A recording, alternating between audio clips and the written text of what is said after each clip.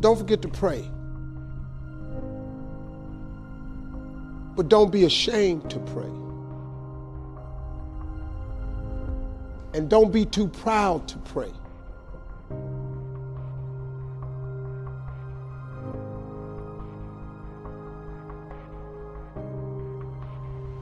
Listen to me. I don't care how dark it look for you. I don't care what they done said to you.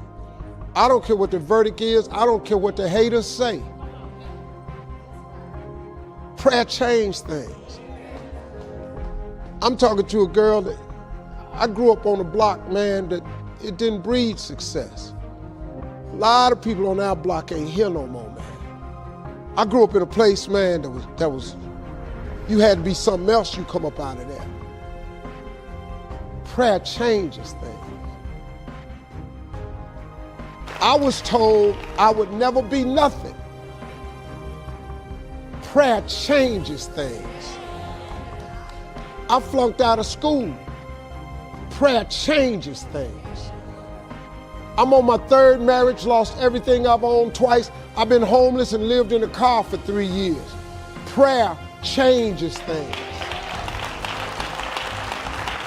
Prayer.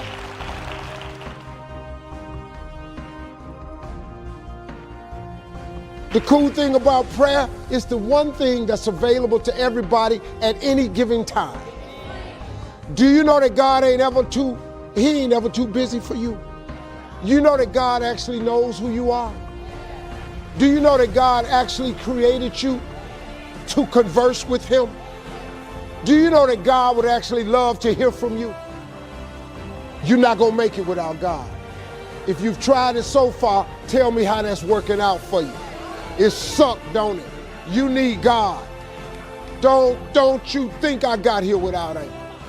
I've needed him every step of the way. If it wasn't for God, I wouldn't even be standing here today. I'm telling you right now, you need God. You need to tell him that you need him. Quit being ashamed about it and worrying about who looking. Go somewhere by yourself today and tell God you need some help. Tell him that you're just tired of trying to figure it out for yourself. God has an incredible life for you. He really does. But you ain't gonna get there if you give up. You can't get to what God got for you if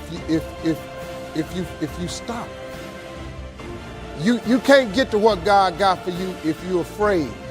Now I know taking chances is kind of fretful, but the best things in life is on the other side of fear.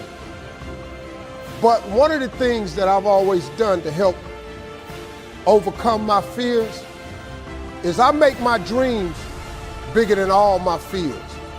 I have dreams that's so big that not getting there is just unacceptable. It doesn't make any sense for you not to have the life that you dream of. It does not make any sense. God really does want to use you as an example of what he can do. You just got to volunteer. But you got to be willing to go through something to get to it. Success ain't free. They ain't passing out money, man. Ain't nobody sending none to your house. That ain't how this works. You got to go get it. But in order to go get it, you got to want something. You got to have vision boards. You got to have stuff you dream about. You got to have this stuff written down. That being successful is not an accident.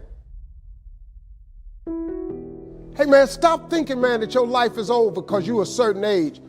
Who are you to determine? You know what I can't stand when I hear Christians say, well, I guess it was the Lord's will. If it was the Lord's will, I would have had some money by now. No, you can't dump that on God.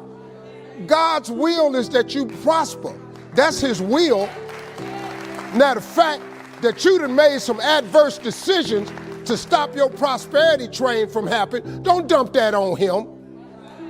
God comes to give you life and give you life more abundantly. That's what he say. Well, then the question is, where your abundant at? You're going down to church, you're memorizing all these scriptures. Why don't you apply some of them? He come to give you life and give you life more abundantly. God got a great life for you, man, but you got to want something. You got to want it, you got to write it down. Most people don't have what they want in life because it ain't written down nowhere.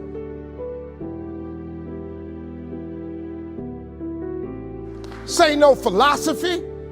This a fact.